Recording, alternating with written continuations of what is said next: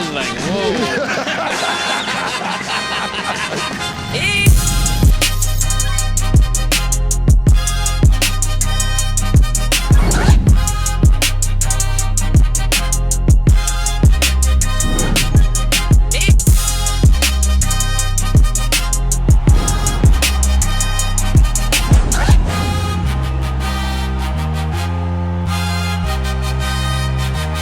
Welcome back to It Is What It Is. This episode is presented by Underdog. If you're new to Underdog, today's the day. Get $75 in bonus entries when you play just $5 with code It Is What It Is. So Underdog is available right now in most states, including Florida, Texas, and California, just to name a few. So make sure y'all support the show, hit that subscribe button, lock in your bonus, and start playing today with code It Is What It Is. I'm Treasure Wilson, aka Stat Baby, along with your hosts Mace and Cam. Killa was good. Where you at, man? Look like you in NASA right now. I'm in a whole nother galaxy, man. Yeah, it looked like it, man. You might have left. You know what's crazy, Stat? I told Mace that a war started. He ain't even know. That's how you know he didn't even know that the war started and all that. Yeah. I had to go in the galaxy. In a dome. A literal dome. Yeah, I had to go in the tunnel, Yeah. Nah, but that's crazy, man. Killa called me. I was thinking that was wild, man. Yep. That's wild. It is. Yeah, there's definitely a lot. How you doing, Stat? I'm good. You guys aren't here. the zoom out. Look at you. The zoom look out. Look at you. Look it. Yeah, it's okay. I ain't gonna lie, Stat. I'm gonna be honest with you. Ken was scared to get on the flight. And Mace co-signed it. He said you left that part out. Yeah, he co-signed it. Yeah, I said I don't know. Right now, I wouldn't try it. Yeah, I ain't gonna lie. I don't like what I'm seeing on the news. I had to fall back. Yeah, safety is important first and foremost, always. So, hey, it's okay. Okay, so we're going to start with basketball. You know, Sin always says we don't talk about the Knicks. We're going to start with the Knicks. The Knicks snapped the Spurs 11-game winning streak with a 114-89 win. So, Mace, do you think the Knicks are more dangerous than people are willing to admit? Nah, we're not going that far, Stat. You're trying to get them credit, but we're not trying to go that far. I don't think they're that dangerous. I think, it's one game, just like if they would have lost. Sam would have said it's one game. So why should I make it more than one game? Yeah, you beat San Antonio, but you didn't beat them twice in a row. You didn't beat the Pistons twice in a row. You didn't blow Boston out, twice in a row, so I can't say they're dangerous. This is the Knicks that we normally see. They might show up, they might not, and I'm just not willing to put my money on it. History says, not May says, not Killa said, but history says that the Knicks, might not be there when it really counts. So are you ready to throw away 70 years of history, Stat, at this point because of one game make you dangerous? If you've been, tanking for the last 100 years or so, I'm not ready to say that yet. I'm not ready to say that. Not tanking, but, every time it really counts. I remember one year they could have beat Avery Johnson and them, man. They had Stephon Marbury. Stephon Marbury promised us that they would win the championship. That was the last straw for me, Cam. I don't know when the last straw was for you, but that's Stephon Marbury against Avery Johnson. I said, we don't win this one, man. I don't know which one we supposed to win, man. It was a lockout year. You didn't have to play all the year, What's the issue here, man?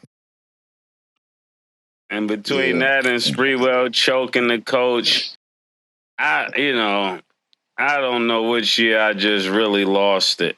Even though that was a different team that was around that year. I'm about to say, HBR with Golden State Murder. But I feel you. Don't give me that I don't feel you vibes. Pause. I feel you. But listen, this is what I will say. I know y'all think we here to rain on the Knicks parade. Sin called me and said, "So can we get some light today?" I said, "All right, Sin. I got to look at the topics I see." People are thinking I'm going to hate because the Spurs is my team. This is what I'll say. It's this, that it was a great win. After the second quarter, the Knicks went on like a 26-2 run, some type of crazy run, 24-2 to end the second half, and the Spurs never could come back. But you got to realize this, and like I said, I don't want to rain on Knicks parade. It's a great win. The Spurs didn't lose in the month of February. They're on an 11-game winning streak. So they was going to lose. They've been on the road. They beat Detroit. It was a great win from the Knicks, but they on an 11-game winning streak. Spurs look damn good. They're the best team in the NBA right now. But for some reason, I will say this, the Knicks seem to have the Spurs number. They also beat the Spurs in the Cup. We don't talk about that a lot because of the thumb up a nigga ass pause took away from that.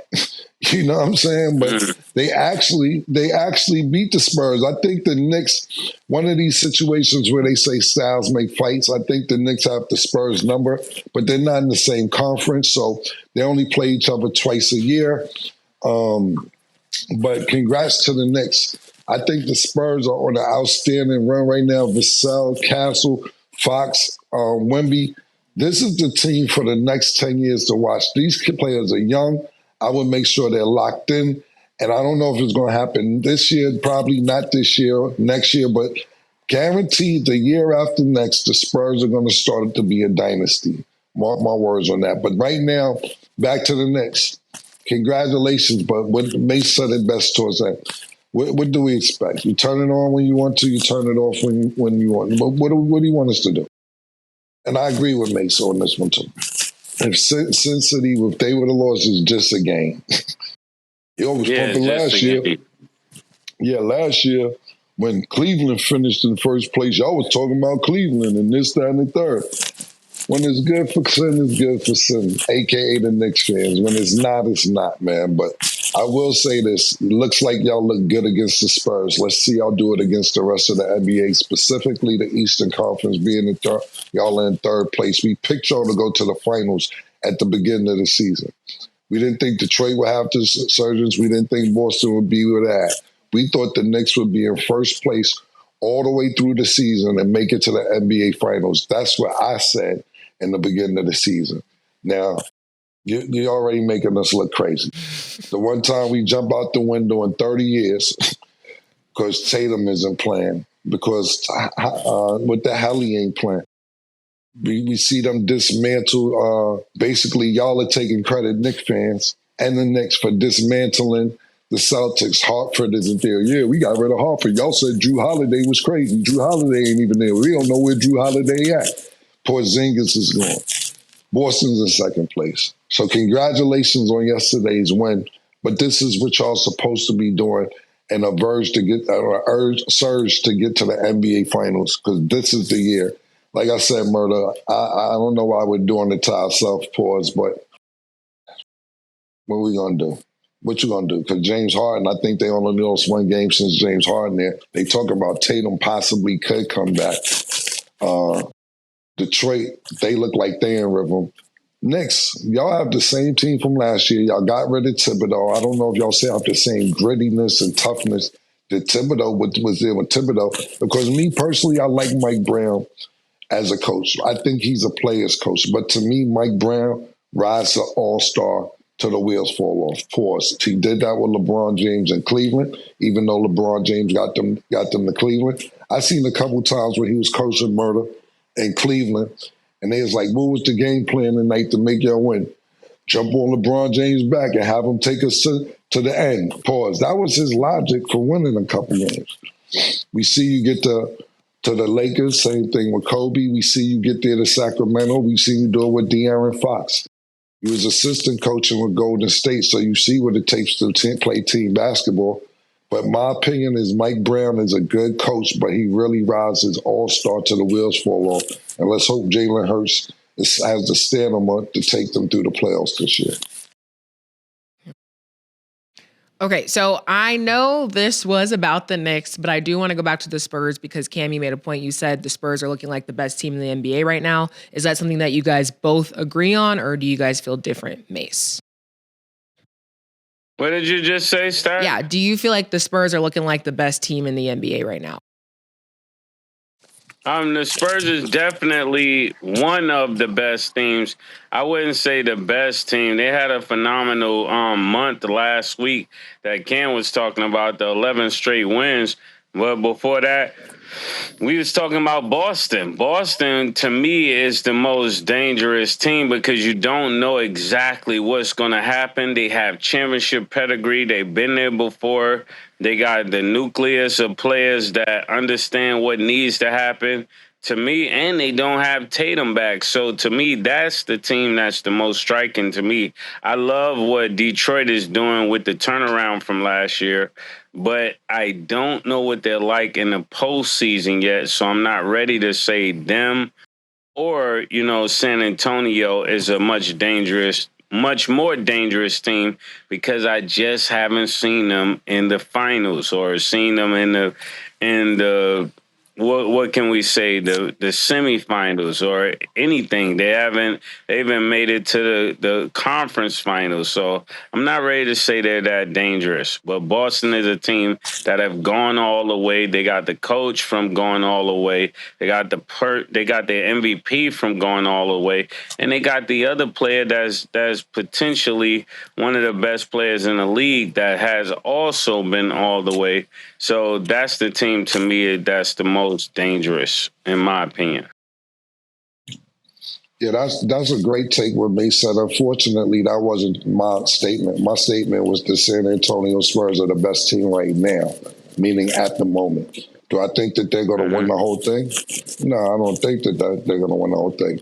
Could they win the whole thing? They could. Do I think so? No. I'm just saying that they're playing the best basketball right now in the NBA. I don't think they have the experience that Denver has. I don't think they have the experience that OKC has. And Macy made some really great points about how this team has no real playoff experience whatsoever as a unit. I'm not talking about the Spurs organization. So those were great points, and I agree with you with Boston in the Eastern Conference as well. But I was just saying, at the moment, I don't see anybody playing basketball better than the Spurs at the moment. We'll see when the playoffs starts. That's a whole nother story. So now on to the Nuggets and the Timberwolves. So yesterday, the Timberwolves beat the Nuggets 117-108. It's an interesting game considering that they had the same record, but now the Timberwolves are on top. Mace, did this loss expose a weakness in the Nuggets? You think it's just a bad game? How are you feeling about both teams right now? I'm really thinking it's just a good game by Denver. When I think of the Wolves, like they have this kind of mystique to them. They could be the best team at some point. A couple of years, I was expecting this to turn around to being one of the better, like the best teams in the West. Right now, I know they're one of them, but I was expecting them to be a little bit more dominant than what they turned out to be. So they have that potential there as long as they have Ant-Man there, right? Because Ant-Man at any time can turn explosive and take over the league should he desire to at that point.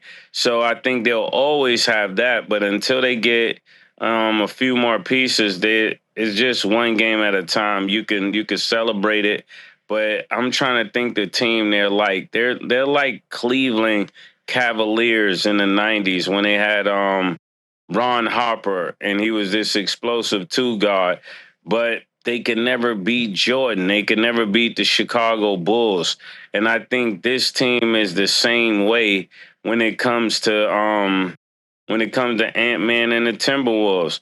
Though they could beat a Denver team, they won't beat them when it count. I just don't see them beating them when it count. I don't see that at all. I think Joker becomes the Joker that we know and dominate the game even more, and they end up losing. So to me, I don't put much stock into this game. I think it's a league that turns into May and June, and in May and June they'll be sad as they were the last couple of May and Junes that passed. I think the Timberwolves are another team that's playing extraordinarily well at the moment. What May said is correct. It boils down to the playoffs with the Timberwolves because we all know that Ant-Man's a superstar, sensational, highlight reel waiting to happen. But the success comes from the playoffs. But this game, to me, I am going to take it in the stock, and I'm going to say that this is a mental victory, not just a victory on the floor for the Timberwolves.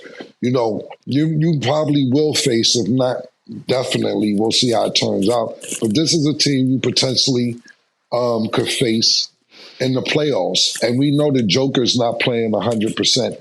He keeps playing, he's not going to be 100% for the rest of the season, but don't get it fucked up.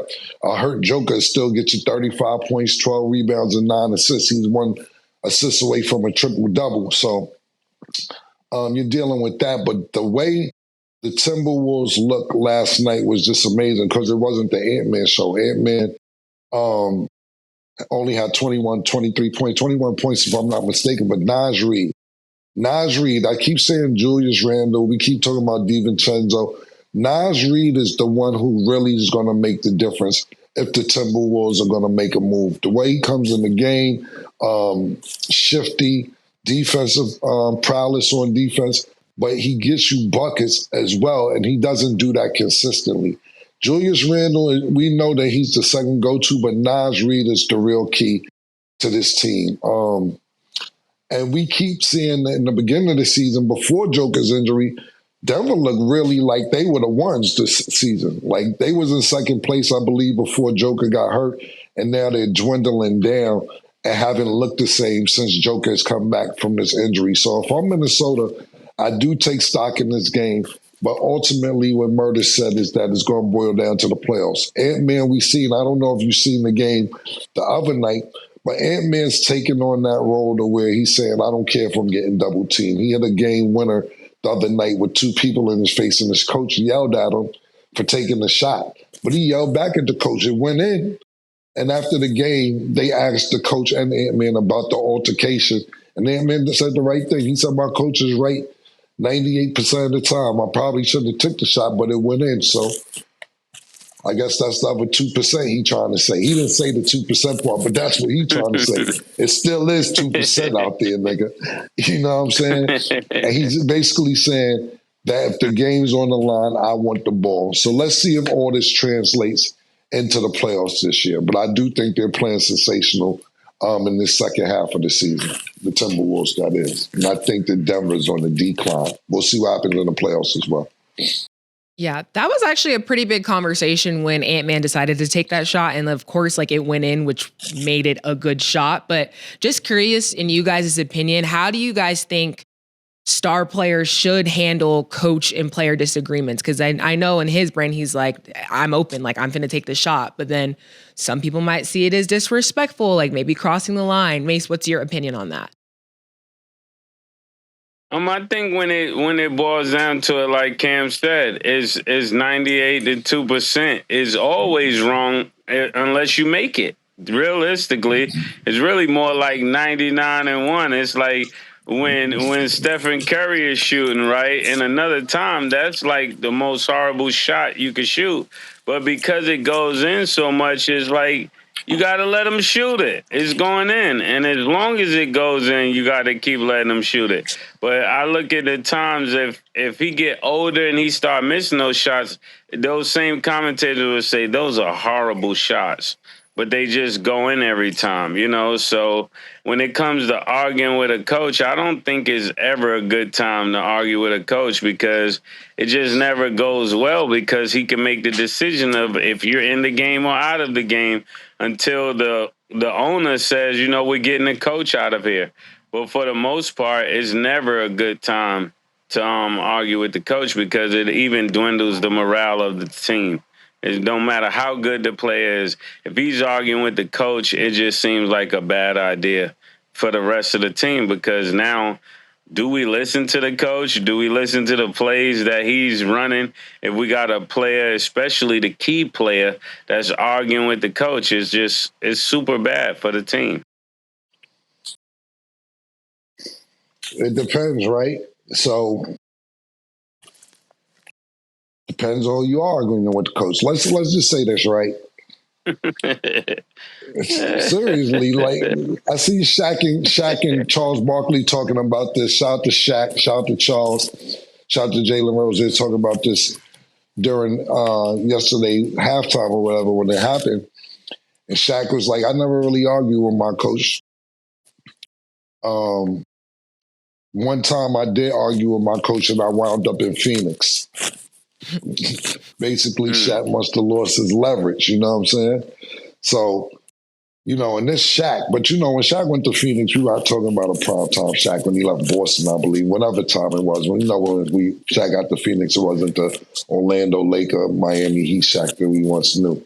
But to the point, look, this ain't nothing new, right? We could start off with Magic Johnson. Magic Johnson ain't like his coach. Got Parelli in there coaching. So it's like, yo, who you going to pick, Magic Johnson or the coach? The owner said, I'm going with Magic Johnson. We could go back to Michael Jordan. Michael Jordan wasn't getting along with Collins, who they ended up getting. Not saying that Michael Jordan wanted Phil Jackson, but that's who he ended up getting. We could just go back as recently as Spider on Cleveland. He didn't like his coach. They picked him, signed him, got rid of coach. But think about Giannis. Giannis didn't like his coach. Doc Rivers came in.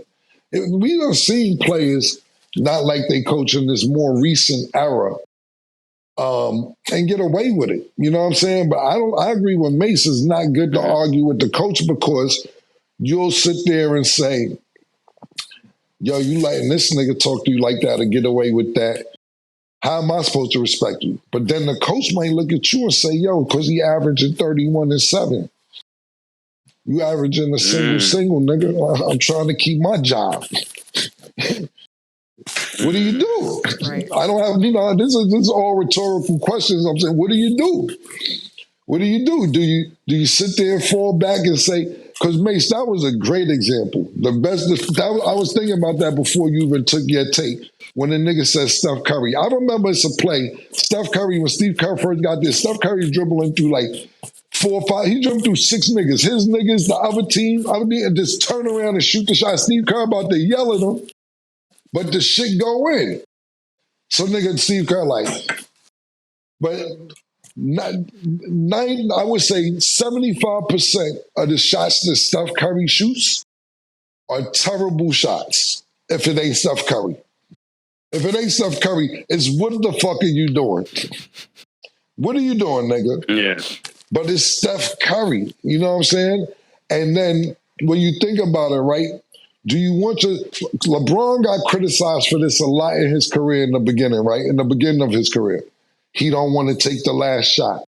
He don't have the heart. He don't want to take the last shot. He don't want to take the last shot. Now, if your superstar don't take the last shot, I thought he was the franchise player. Why he not taking the last shot? So at the end of the day, it's one of them no-win situations. What do you do? So if I'm the superstar, it depends because we see Michael Jordan, right? We see Michael Jordan with titles on the line get double, triple team and pass it to Steve Kerr for a championship. We see Michael Jordan get double team, pass it to Luke Longley for a championship. We see Michael Jordan get double teamed and pass it to John Paxson for a championship. Sometimes it's about making the right basketball play too. So there's no one answer to this question. Yeah. So essentially, you guys don't think that coaches have to treat players fairly because it depends on who they are, right? Think about this last example real quick. We just seen a tough coach, a hard-nosed coach. Not only a hard-nosed coach who won a championship, but the Joker don't like him.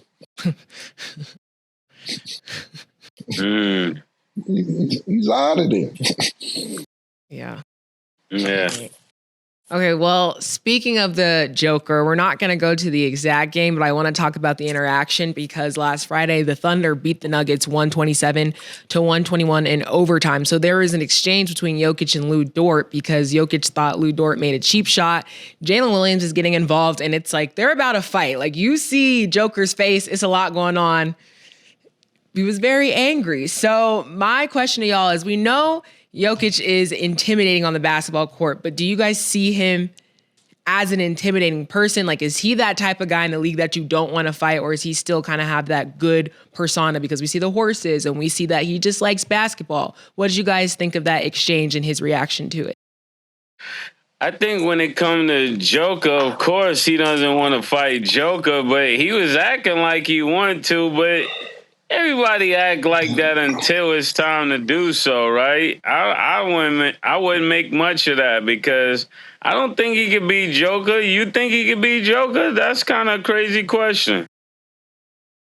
You never really know. The way You never really know. You'd be surprised. Joker bully those. Yeah, the way Joker bullied the front court, I don't think so. Well, listen, I'll tell you this, right? I don't know if they was there that night or not there that night. But Joker be having two brothers that's in the crowd that's bigger than him. I don't know if y'all seen that. I don't know if you've seen them run down to the sidelines before.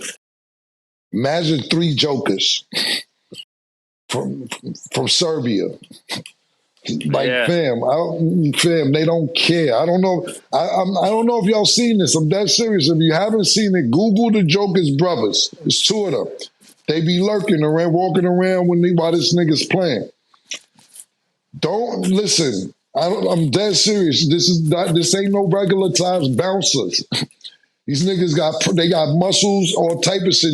Joker had a problem before, and they had to get the police and all that shit involved with the two brothers. I think that people might think because Joker's quiet and he's big and of course he's a problem in the paint. But I seen that clip that you're talking about with Dort. Yeah. Joker went back. He had the Serbia eyes.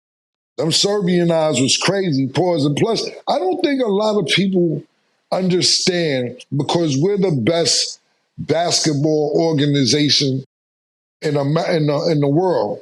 Everybody wants to play with the NBA. But I don't think you understand the crowds that are in other cities outside the NBA. We are the best organization in the world, but we do not have the best basketball crowds in the world. Fans, again, when you get time, Google Serbia basketball fans. Just Google it. They're lighting blowtorches in the crowd while the game is going on. They're jumping up and down. And not only that, see what they do, they are basketball clubs, not just teams. So they're not just watching your team. You could be part of the club, which makes you more of a fan because you feel like you're part of it. Tickets is $10, $20 for everybody. So they're filling up stadium-sized places. I'm talking about football-sized arenas because tickets are cheap. The reason people come over here to play basketball because this is the most money you can make out of any league in the world. But it's not the best fans in the world. Google Serbia basketball. You ask Joker, last thing I'll say, they asked Joker one time, did the fans, he was playing away, I forget where he was playing, but they said, let's just say if it was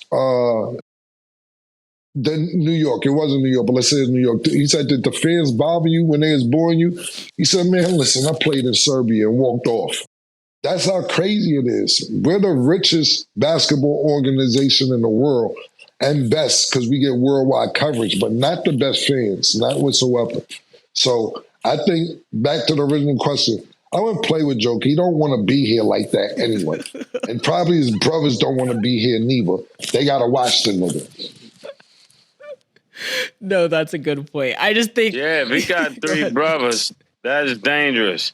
If he got three brothers bigger than him, or two, that's a problem.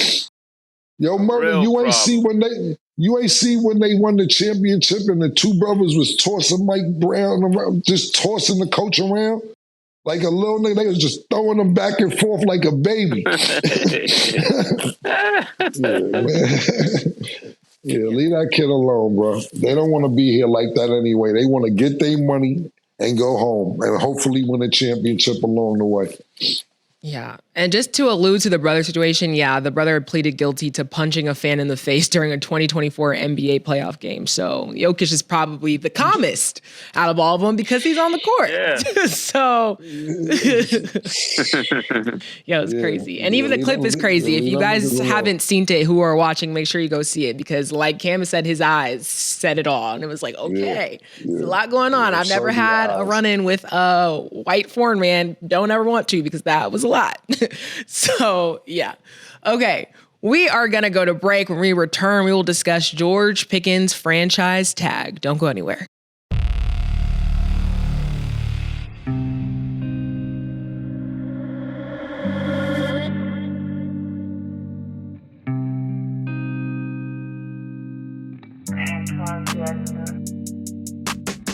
She called this thing about toxic. 4 years and counting. Got you feeling like an option. Maybe I'm my own problem, babe. She tired of hearing I don't know. Much stubborn in me won't fall. Dealing with this thing called trust. But she really thinking about it. She wanna be free. Why am I in this woman way? Welcome back. Now let's get into our underdog picks of the day. Tonight, the Rockets will play the Wizards. Underdog has Kevin Durant at 25.5 points. Do you have him higher, lower, Mace? I gotta go higher as Kevin Durant. These are easy questions, right? It's like, is Kevin Durant gonna have 25? Of course he's gonna have 25. The only time I think Kevin Durant will not have 25, let's say he start growing his hair out to an afro or something, then it'll be a different Kevin Durant. Other than that, I'm going with the nappy hair Kevin Durant any day of the week. Higher, definitely agreeing with Mace higher. Okay, Sengun is at 19.5 points. Do you have him higher, lower, Cam? I'm going to go lower. Yeah, lower. Okay, and then for the Wizards, they got Bub Carrington at 2.5 rebounds. Do you have him higher, lower, Mace? I'm going to go higher. I think when Underdog make these kind of plays, you got to be in the know of what's going on. And I happen to be in the know, so I got to go higher. Go higher as well. Okay. Make sure y'all download the Underdog app and you can make your picks too. So Cowboys finally placed the franchise tag. Hold on 1 second, Stat. Yeah. I want to ask Mace a question. What do you think, Murda, on Shai Gilgeous-Alexander closing in on Wilt Chamberlain, most consecutive 20-point games? Shai got 123 consecutive games of 20 points. And Wilt Chamberlain got 123, and Wilt Chamberlain got 126. What you think about that? I like that for Shai. You know, I like that. It's not just new hotness like Stat be doing. You know, she make up stuff for the week, and you know, no player had this many points in February. It'll be Black History Month. But I like this for Shai, you know? I like this whole idea. And I hope he pass him, right? I'm ready for new hotness to be better than y'all old niggas, man. Because, Cam, you keep bringing up these old niggas. I'm ready for new hotness. Pause. Mace, you ain't even noticed, man. You ain't know a war was going on. Thank me, my nigga. I be trying to keep you loopy, man. What you talking about, man? I'm just asking your opinion. How would you turn back on me? I'm asking your opinion about something, man. Yeah. Hey, I'm throwing rocks from the glass house. well, let me ask you this. With that being said, do you think Shai is the best point guard right now in the NBA? Yeah, he's definitely number two. I would give him number two. I mean, you could say number one, but I gotta go. Who would be your number one pick? I gotta go with Cade Cunningham. I got. But he's not a point guard. But he's not a point guard, man. I said the best point guard. Okay. Then I would have to go him number one. Yeah, he's number one. I'm just saying because Jalen Brunson fans be getting mad when we put him ahead of Jalen Brunson, talk about the culture don't know him. You and really all type think of things. Jalen Brunson is better than they really think Jalen Brunson is? I did not say that. If you live in New York, I'm just telling you, they think that in New York. That's what I'm saying.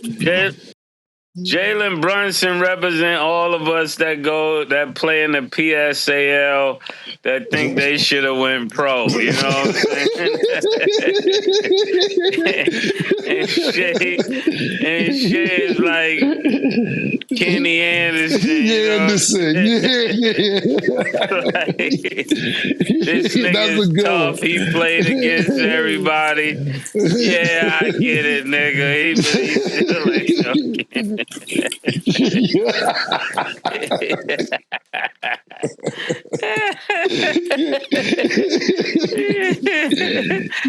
the best way to subscribe.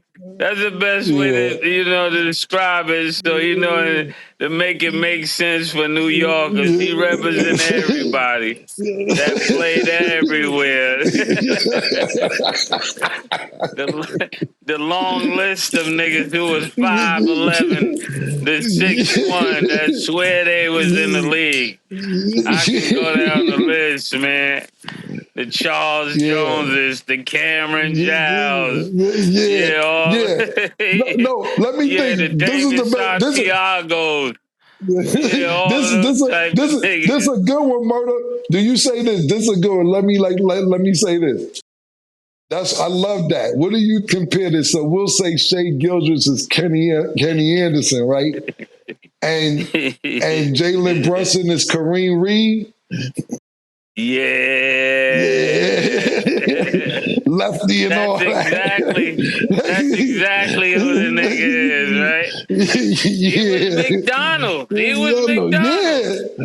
That's a fact. Arkansas. Exactly who he is.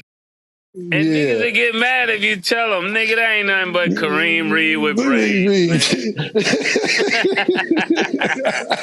Shout out to my man Kareem Reed. Shout out Reed, man. That's a fact. Yeah. Bro. That niggas will definitely get mad. Be like, we seen Jalen Brunson. That was Kareem Reed. When you got braids, that's it. That's a great one, I think. Kareem Reed with braids against Jalen Rose. That's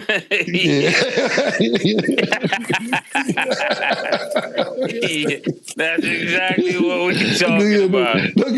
Yeah, you picking Kareem Reed over Jalen Rose? I love Reed. Yeah, I love Reed too, but I ain't picking him over Jalen. And he's big game. Yeah, yes. Big game when it counts. Yes, he's gonna show up everywhere. Yes. So before we go with 6'6", before we actually go back, 6'7". Before we go back to George Pickens, because now I'm curious, and this might be best for Knicks fans to hear, because there's a lot of debate here and there. I know you asked if Jalen Brunson would be, his number one, but is Jalen Brunson in you guys' top 3 for best point guards in the league right now? That's a good question. Yeah, that's a great Kyrie's back. If the Kyrie's back, I don't know. Now, let's do right now. Like, who is actively playing? Right now, I got him. Is James Harden a point guard? Is James Harden a point guard? He's playing point. Yeah. Go ahead, Killa. I just wanted to know before I take my take, because, I was thinking James Harden. They'd really be mad at me about this, but I got to go with what I know. I can't go with what I got him. I got him tied for number 3 with James Harden. Number 1 is Shai for me. Yeah. Number 2 is Luka. And then I got it's pick who you like with James Harden and Jalen Brunson. So yeah, I'm glad we was thinking the same thing, but I have him fourth. Behind James Harden. I don't have that nigga in front of James Harden. I can't do it. I can't do it. I can't. I tried, you know. I can't do it. I got Luka number one. I got Shea number one, Luka number two, and I got James Harden three. That's why I asked. That was my number one question. Killer, is James Harden a point guard? Because if James Harden is a point guard, I just know what the history of the league has showed. We got Tiny Archibald, we got Isaiah Thomas. Other than that, small guards don't get it done when it comes to the NBA finals and stuff like that. Not most times. So I'm going with that. And I'm standing on it. I'm putting James Harden before Jalen Brunson, and I think this is the year we get to see it. This is the year we get to see in the playoffs. Is James Harden going to show up against Jalen Brunson? So we get to settle it. Come April, come May, we'll get to settle it. So you ain't got to get mad at me. Save your takes for May. Say your take. Yeah, come back and say, that nigga Murda was right again. I'm telling you. So, I got a follow-up question. Since we're talking about right now, do you guys both have James Harden and Jalen Brunson over Cade? Well, we was talking point guard. He said he's not a point guard.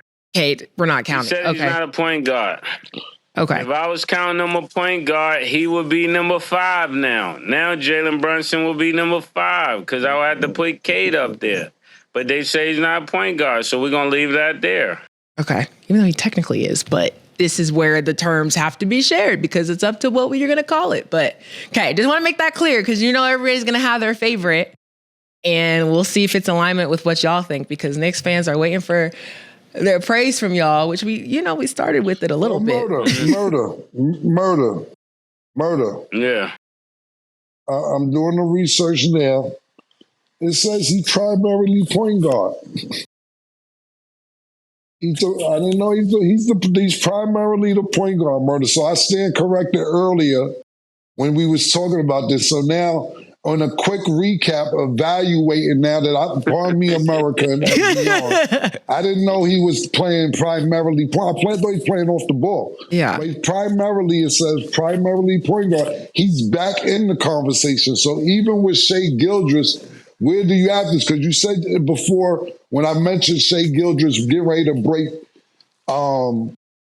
Will Chamberlain's record, you was about to say that you was going to put Cade in front of Shai. Yes. Do you still stand by that, knowing that he's a point guard? Yeah, I was going to put him at number 1. I was definitely going to put Cade at number 1, and I was going to put Shai at number 2 just for the type of explosiveness, pause, that he's showing at this position. It's only going to get crazier with the wins. Like when Shai first started getting going, they didn't see this coming. But now that we looking at Cade, he's looking like Oklahoma State. I'm starting to feel like this might be his league. On the East Coast, he's going to dominate the East Coast because he's not going to get shorter. He's going to get more confident. He's going to start getting more poised about his game, learning how to play at different speeds. And that's when a guard really gets crazy. It's one thing to have the moves. It's another thing when you start playing at your own speed and start picking up the pace and learning how to change game speed. And that's when he gets really dangerous. And he's showing that right now.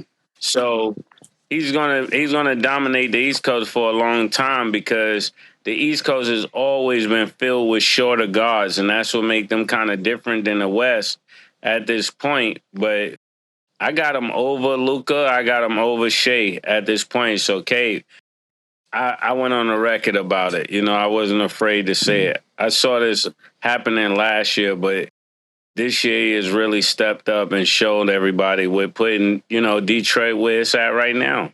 So I got to put him number 1. And he could be arguably number 2, but he's definitely no lower than 2. And then you got Luka. Then you got James Harden. So this will put what you call it way down to number Jalen Brunson, 4, yeah, or number 1, 2. According he would be five. number 5 now. Oh, because James Harden, yeah, He'll be 5 now. And I know the Knicks fans are gonna hate this. I know Sin City he's gonna have a nightmare with this take. But he's not better than Cade. And Cade keep beating New York. So you saw the kind of night he had in New York. You saw it. Last time you had that kind of night was Michael Jordan or LeBron, man. This is crazy. At Jalen Brunson's position. Yeah, I think that's a great take, but there's no way for me. I can put him against over Shai or Luka at this point. I'm not mad at the Jalen Brunson Harden conversation whatsoever. You could argue 3 through 5 all you want, but to be creeping on Wilt Chamberlain's records, we don't know niggas who break Wilt Chamberlain's records. Last time Wilt Chamberlain had a fucking 100-point game, he just had to hold a sign up that said 100 points. Niggas ain't even have video. Niggas don't be breaking Wilt Chamberlain's record. So for me, and not only that, Shai's a finalist, MVP finalist the last 3 seasons. Right now, he's actually leading the NBA, according to Vegas, for MVP this year. Not only that, you got to think about this: a finals MVP, a league MVP, and a champion all in 1 year. That doesn't happen. That's Michael Jordan type shit. Then we got Luka, the youngest, still right now, second place after Michael Jordan in playoff career points, averaging that is. So I'm not mad at Mace's take. I get it because Mace's, to me, seeing what he's saying is he sees a vision of what's about to happen, especially where we see Detroit, us making fun of him. And once you get that confidence that Cade, I believe, is starting to play with, it could be that, but for me, I can't put them up against those two at the moment. You want to argue the last 3 through 5, be my guess. Just my opinion. Yeah, he's definitely better than Luka. He's definitely better than Luka. I understand your point about SGA, but with new hotness is gonna report he's definitely better than Luka. Right now, he's more explosive than Luka. Luka is my guy, right? I'm a ex-Dallas fan, right? So Luka is my guy wherever Luka plays, but overall basketball, he's better than Luka. Luka plays no defense. So Cade is gonna always beat him with that. And who's for not, him, just we're real talking quick, about though. right now. Huh? Right this second, Luka lead. I was going to say real quick. First of all, Luka leads the league in scoring right now. But what point guard isn't more explosive than Luka? Like you saying, explosive. That's what makes Luka and the Joker, to me, really spectacular. Who they are. Like they slow. they not going to get past. This is all technical shit. Like the Joker can't jump. Luka's slow as fuck. How's he leading the league in scoring? I seen the take. I didn't mean to interrupt you, but I seen the take years ago about how players used to come into camp when the Boston Celtics were elite. I'm talking about Doc Rivers, Paul Pierce, KG, and the crew. And Doc Rivers players used to be like, yo, this nigga Paul Pierce is slow. This nigga can't explode. He can't get up. And they used to think they going to come into practice and bust his ass, but he picks his spots. He knows where he's going to shoot from. Everything else, I'm not mad at your take. I'm not saying you're wrong. It's just my opinion, but I see where you're going. But I don't think it's a point guard in the league that's not more explosive than Luka. Nigga's slow as fuck. Yeah. Still averaging 33 points. Sorry to interrupt. My bad. Got to finish, Murda. My bad. No, you're right. You're right. And that's a good take. Sometimes it's based on the efficiencies. Sometimes it's based on the number of shots you get to take and how much you take away from the team to get those points. A lot of times in the league, because players have the ability to take more shots than others, that's the coach's offense that he draws up, which allows some guys to get more shots than certain guys, but that's not their efficiency rate. That's just they have the green light on this team, and then they get on another team, and it's not the same thing. So I'm looking at that as the overall, because when I'm looking at a point guard, I'm looking at the overall scope of the game. Like, what does he take from other people? How many shots does it take him to get that 30? And what it does to the rest of the team. And when I'm looking at what Cade 30 does to the team versus what Luka 30 does to the team, those are going to give you two different outcomes. Like, you could put this 30 on any team, and it's still going to be the same 30. You put Luka on another team that needs the ball, and the ball got to swing, and if he was on the right offense, he would only score about like 17 points based upon the type of game he has. He has to dominate the ball. He has to have the ball a lot. Like, I used to say the same thing about LeBron, right? The way he plays, sometimes it diminishes other players for him to get the numbers that he get. And that's what I be speaking of. It's not just his ability, it's what it does to the whole team. And sometimes, careers evaporate for him to get what he gets. And I understand that. But when you're really great, you make everybody around you better. People become stars that wasn't stars. And that's what I'm speaking of a Cade versus a Luka, right? Nobody else is going to become a star with Luka. People will become a star with Cade. That's the sign of a great point guard. Jason Kidd, Magic Johnson, Steve Nash, right? Other people come into the show. And even today, like, you look at what Jalen Brunson, other niggas become stars, and you like, he wouldn't normally be a star. He wouldn't be a household name. But because of this player right here, he becomes a household name. So that's my take on a point guard. Maybe I need to break down point guards. Like, well, the guy that used to have the quarterback school, maybe I'll start the point guard school, because I know what I'm talking about. Yeah, like, outside Tobias Harris, who else is playing on the Pistons at the moment? Amen. Thompson. They got a bunch of role players. I know they just traded one of the guys who was doing really good, but he was always talking about Christianity, so they probably got him out of Detroit. So a few of the guys I knew that got traded, I think that was like one or two guys. I'm not really familiar with the rest of the team. Gotcha. So in other words, he ain't make nobody a star yet because you don't know nobody.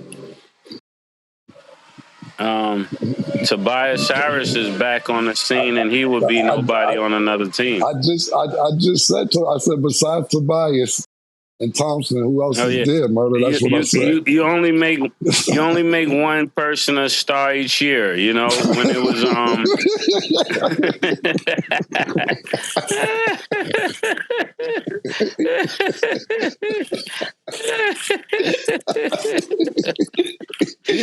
one star year.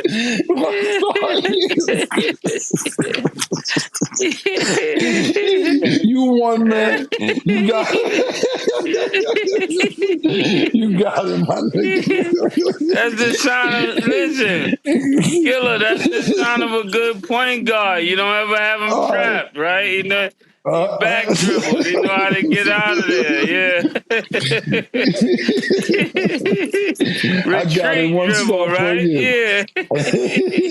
One star per year. No. All right. No, but if you think about it, right? It was Vlade, right? Then it was Brian Scott. Then it was Cooper. Like, each year, then Kurt Rambis became a household name. Each year, somebody new became a household name. First, Mark McGuire was a household name, but then other people started becoming a household name, like Vinnie Johnson. It started being other players that you didn't think of before. The same way with the Chicago Bulls. No. Or, you know, 1 year's Paxson, 1 year's Craig Hodges. You know, these are people that wouldn't have a name that guard makes that team better, and they become household names. I know it felt like a spin, but it really has some truth to it, Killa. Murda. Mark McGuire came on the second championship. The Pistons had just won a chip already. He came on the second chip. So what are you talking? So Vinnie Johnson was already the star. Look at Nick. Look at Nick. Yo, I hate Nick. Yo, Nick. Your new show should be I hate Nick. Yo, Nick. Yo, Nick. Yo, I hate Nick.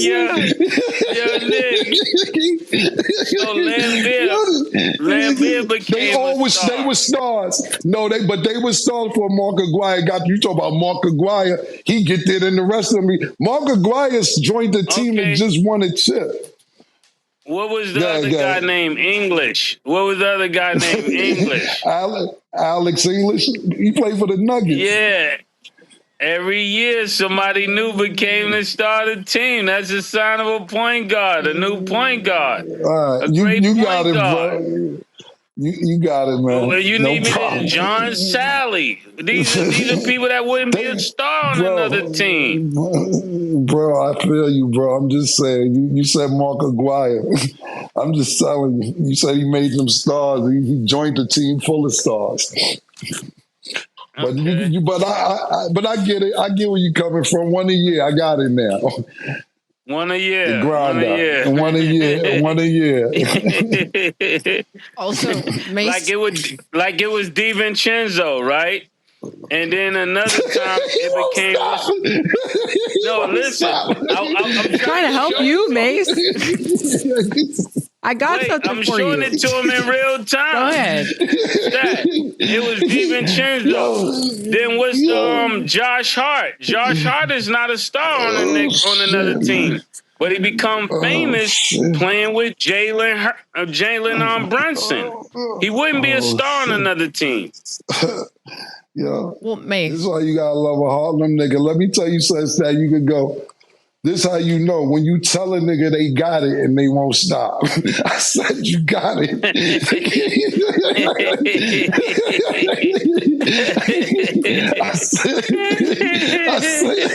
I said, all right, you got it.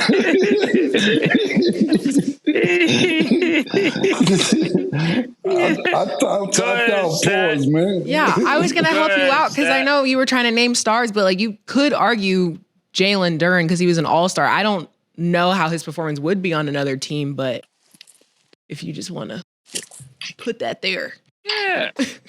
Thank you, Stat. I was trying, but you just kind of kept. You just kept, and I was like, "That's why you Stat baby. That's why you Stat baby, right? You got the stats. You just kept going. That's why you're here. Thank you for doing your part. The stats. Say his name again, the killer. One star at a time. Yeah, Jalen Duren. He don't know. I know who he is. He Mace don't know who he is. That's my point. I know the concept. The concept is 1 star a year. Next year it'll be somebody else. That's what greatness does. Every year you produce another star, man. You got it, man. Cam gave up. he's officially given up. Okay, yeah, let's talk on this franchise tag, and then we'll wrap. We'll let the comments discuss too, because I'm sure they're going to have a lot to say about you guys' rankings, because there's even some other people, even though like Steph Curry's injured, like a couple other players that we didn't even touch on for point guard. So that's a discussion in itself, but we can definitely circle back to that another episode. So last thing, the Cowboys finally placed the franchise tag on George Pickens to secure his rights at least through 2026. The NFL set the 2026 salary cap at $301.2 million on Friday, making Pickens' salary guaranteed $27.298 million for next season if he chooses to play on it. So while working out a long-term deal remains a possibility, the two sides have until July 15th to get a new contract finalized, or by NFL rule, the player must play on the one-year deal or choose to hold out. Mace, do you think this is a smart decision by the Cowboys? I can't give any credit to the Cowboys at this point, right? None of the things they do seem to pan out in the last 15 years or so, right? But let's be optimistic. You want to say, yeah. If Michael Irvin is here, yeah. Since my room is blue, yeah.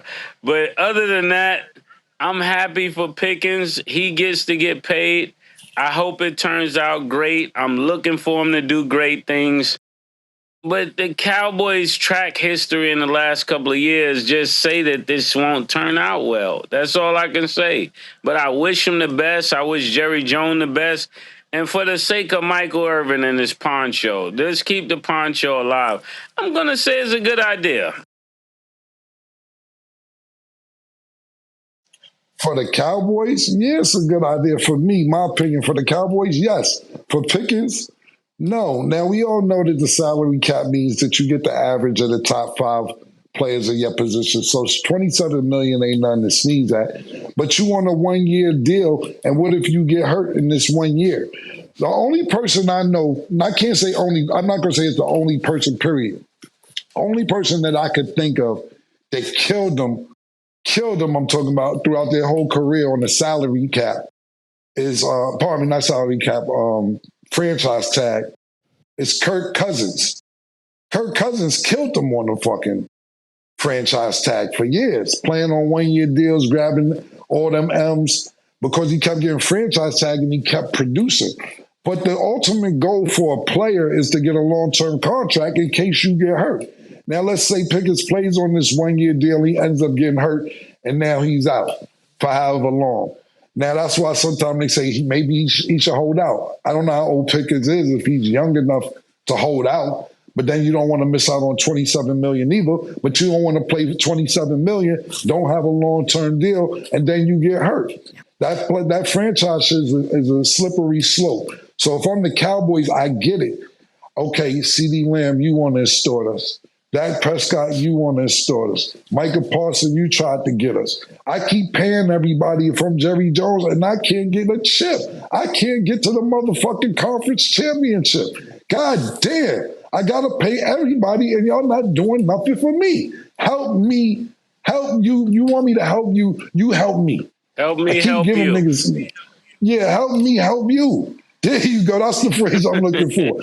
So I'm not, if I'm George Pickens, I'm mad because I'm like, yo, I want a long-term deal.